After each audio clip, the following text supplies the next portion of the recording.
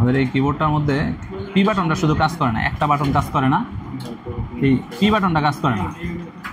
আমরা এখন ইনজেকশন দিব, এটাকে ইনজেকশন দিয়ে দেখবো যে এটা ঠিক হয় কিনা।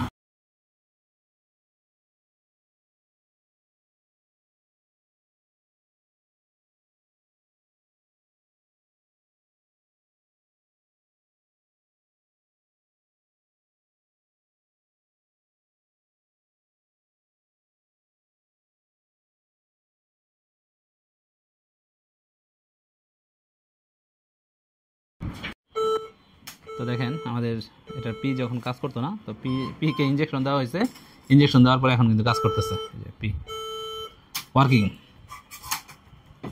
ওকে, যদি এরকম দুই একটা কি কাজ না করে সেক্ষেত্রে হয়তো আমাদের এরকম ইনজেকশন দিয়ে কাজ হয়, ঠিক আছে।